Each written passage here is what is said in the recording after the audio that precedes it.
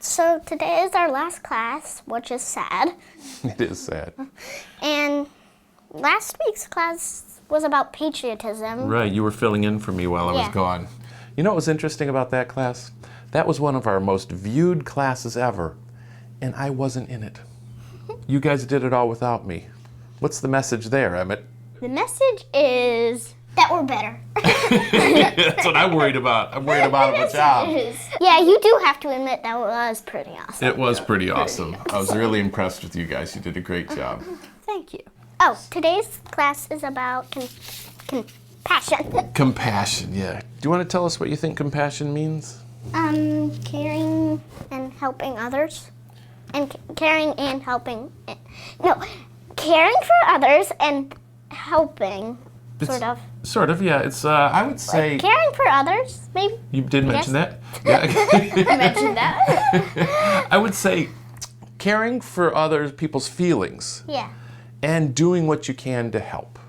That's how I'd put it. It's kind of like empathy. Remember we did a class about empathy? It's a lot like empathy, but this is a call to action. Usually people who are compassionate, they don't just care about how somebody else is feeling. They're called to action, to do something about it. A lot of kids feel compassion when they see an animal suffering. Do you remember when you saw that little baby mouse in the barn and we didn't know where its mother was? Yeah, see, I can tell you're feeling it again now. That made you really sad, didn't it? That's compassion. That's compassion. And Emmett, remember all those times when I asked you to clean the fish tank and you never want to, but then I say, you know, your fish might get sick, and all of a sudden like that, you want to go clean the fish tank because you're worried about the fish. That's compassion, okay? Today I put together 4 stories about people who have tremendous compassion. You'll see the joy it brings to their lives, and you'll see the difference it makes in the lives of others. Sometimes it can even save the lives of others, as you'll see in our first story from Minnesota. Just outside Minneapolis, Brooklyn Park police officers Jeremy Halleck and Tony Weeks were driving around town recently. Just routine patrol. When they came across something remarkable. We just saw a car kind of pulled over. You could tell something was going on. And then as we got closer, you could see that he was giving chest compressions. Is he giving CPR? I think it is. Look at him. When the officers got out, they found 19-year-old Chris Felix, who cleans cars at the local Subaru dealership, attempting to revive a little one, who Chris says darted out in front of him and struck his vehicle. He didn't look like he had any life, you know. Had you learned CPR before? Yeah, I learned at high school. Did you ever think you'd use it? No, but it's always good to learn something. And he says you never know when you might be at just the right place, at just the right time, to save a rodent. I couldn't believe it. He's giving CPR to a squirrel. Like, it doesn't matter if it's a little life, you know, or a big life. Life is life. And because he believes life is life, Chris gave it a valiant effort. Sorry. I've never seen that before. Unfortunately, after a minute, there was still no response. The officers say deep down, they knew it was gone. I did. And then that squirrel took off like a bat out of... There he goes! Oh my God! Hey! Oh my God! We got him back. Just wow. What did we just witness? Something I'll always remember. I will always remember it as well. On the one hand, nothing could be more insignificant. Yet I can even hear it in your voice. This mattered. Sometimes when nobody's looking and people do the right thing, it kind of shows who they really are. Not surprisingly, someday Chris would like to go into medicine. And let's hope he does. There he goes! Because if he can have this much compassion for roadkill, Good day, man. imagine what he could do Good work. for his fellow man. Hey, buddy. I just really like the fact that he cared about animals, and because I feel like I'm sort of like him because I care about animals. Like you said, I cared about that baby mouse that fell out of its home in the barn. I think it's easy for kids, and it's almost the first thing they feel compassion about is animals. I feel like kids have this instinct almost that when an animal is suffering, they want to take care of that animal. And certainly that instinct is still very strong in Chris, right? Yeah. I hope that Chris does become a nurse or a doctor. I think he would be really good at that, because if he could do it to a squirrel. Yeah, I really would like to see him do something like that. But no matter what he does, I'm sure he'll go through life with a lot of compassion. Our next story is also about somebody who has compassion for animals, even though growing up, people weren't very compassionate toward him. Watch this one. 8-year-old Robbie Gay loves an underdog. Bring him to the Flagler County Humane Society in Palm Coast, Florida, as we did, and ask him to find a favorite. Can I get in here? He will seek out the oldest, mangiest, least adoptable mutt of the lot. There's something about old dogs, but I just like. Do you see yourself in these dogs? Yes, sir. He knows what it feels like not to be loved and cared for. He's the most hopeful, optimistic, and genuinely caring kid who has absolutely no reason to be that way.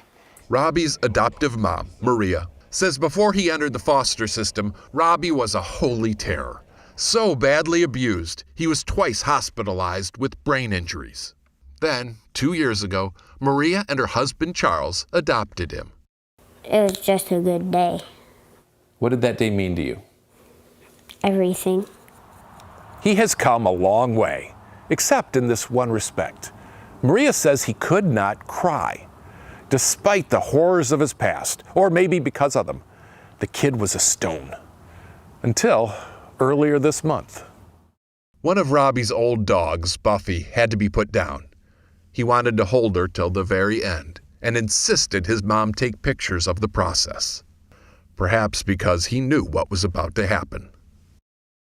After Robbie finally let go, he told his mom, "I know how it feels not to be loved or cared for, and I don't want any animal of mine to feel that way." Nor does he want any foster kid to feel that way. Because people don't want older people and older dogs. They only want babies and puppies. He is so aware that it could have gone totally differently for him. And in these older dogs, Robbie's found a place to practice compassion.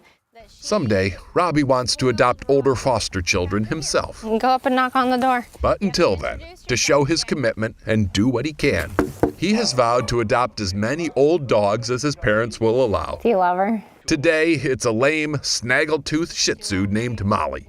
Molly's owner had to go into assisted living, but now Molly has a new home, thanks to the sweet little boy who sees his reflection in the eyes of the suffering. Seeing your reflection in the eyes of the suffering. That's almost another definition of compassion, isn't it? I think so. I have a question. Go ahead. Didn't something happen to him when he had his parents that I was born with? Yeah, they didn't treat him very well. And as terrible as that sounds, Robbie took that terrible situation and really used it to make himself a better person, a more compassionate person, which is what I love about Robbie. And also, he was so aware that things could have gone so different for him. Like, he could have not been adopted at all. Right. We did a class one time where we talked about silver linings. Robbie certainly found a silver lining in the way he grew up, didn't he? And he's making the most of it. All right. Our next story is about a sweet married couple who were not treated very well when they checked into a hotel for their honeymoon. Fortunately, they got a honeymoon redo many years later, thanks to some compassionate fifth graders. At the Mount Airy Resort in the Poconos of Pennsylvania, Reverend Gilbert Caldwell and his wife Grace are arriving for their second honeymoon. We're here. They were greeted warmly, How are you? a sharp contrast to their first visit, 60 years earlier. In 1957, they were married in North Carolina, then drove 8 hours, only to be turned back for being black. How did they put it? Did they give you a reason? First, they pretended I didn't have a reservation, where I actually brought a copy. And then, of course, they said, but if we said yes, our guests would be very unhappy. They had to stay at a black-owned hunting lodge instead.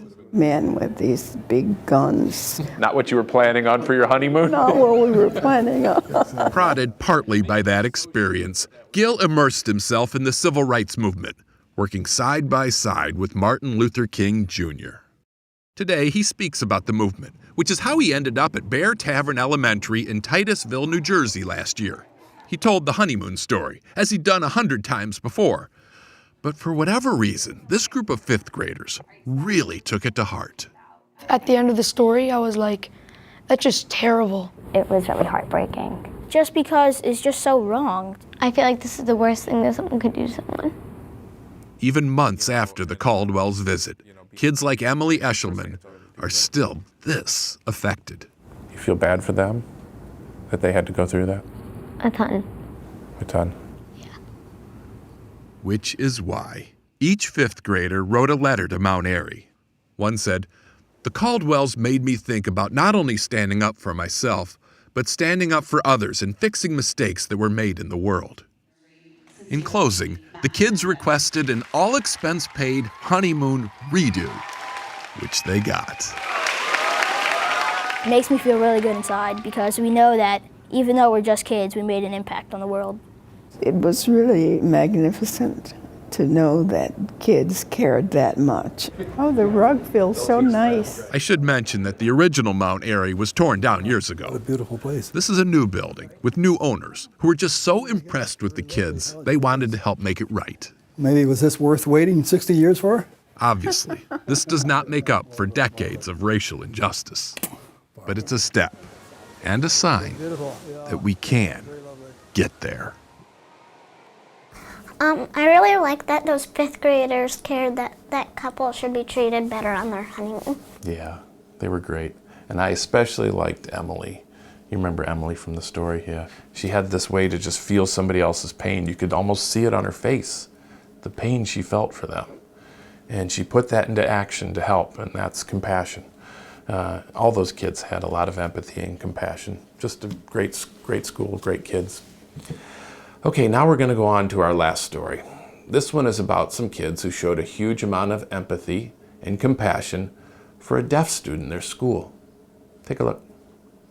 Ready for cookies? 6-year-old Maury Belanger has a severe hearing impairment, but she's also very much a typical kid.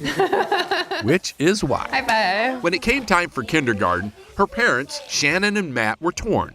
Send her to a school for the deaf? Yeah, eggs. Or to the public school Can here you in get the Dayton, pink one? Maine, which was close and convenient. Okay. Unfortunately, at the public school, there weren't any other kids like Maury, and support was minimal.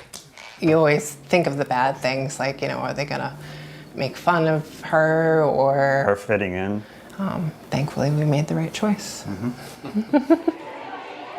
You can guess what they decided. Or can you?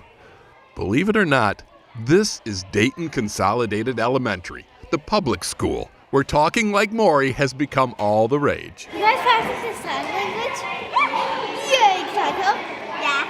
Kids here at Dayton have learned multiple things of sign language, so like door, window, carrot, quiet, funny, sad.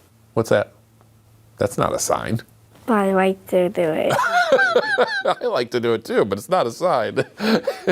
Obviously, they're not fluent yet, but about a third of the kids here know enough to navigate a kindergarten conversation. Like when Maury didn't notice the line was moving. The girl in the pink told her to walk, followed by the universal sign for, "Way to go, Maury." And it's not like the administration is mandating this. There is no sign language curriculum. This is bottom-up kindness. Students motivated by nothing more than their own deep desire to connect with this one little girl. Wow! What they know, they learn mostly from posters, books, watching Maury's aid, and teaching each other. They want to do as much as they can for her. We want her to feel comfortable and safe and be able to kind of make friends with her. It's like if you got a gift basket, that's what she is, a little gift basket. Flowers and chocolate. Just a little bundle of joy.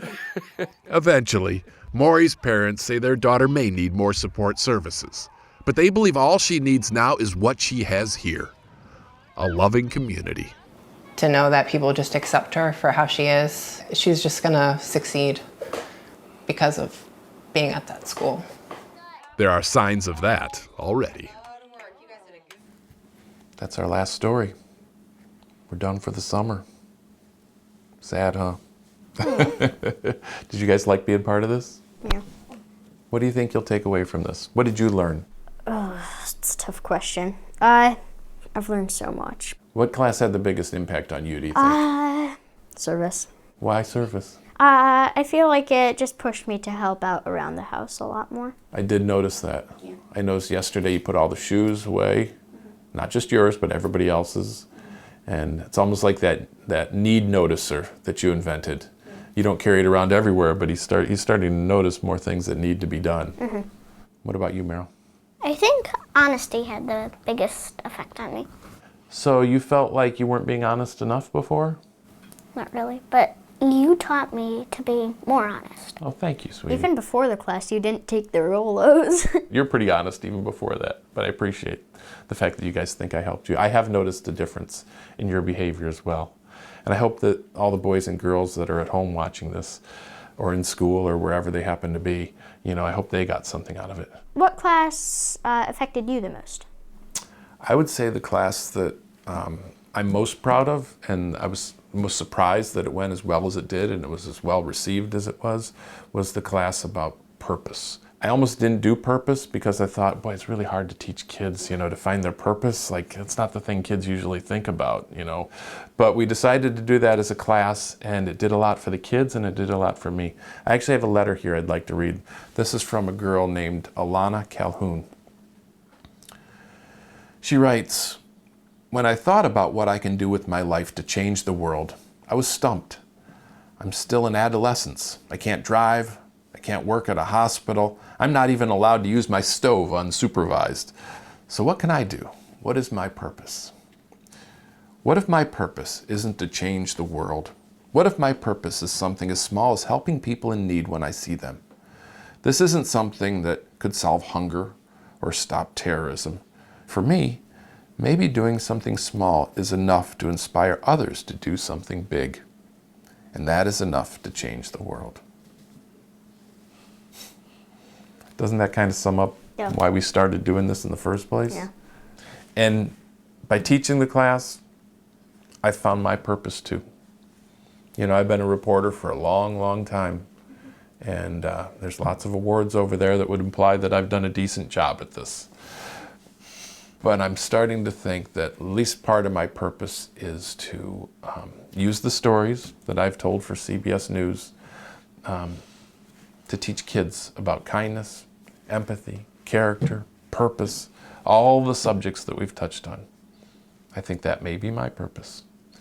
So thank you at home for helping me fulfill my purpose. And hopefully our stories and our classes will live on for years to come, and people can always revisit them. So thanks one last time, and be kind.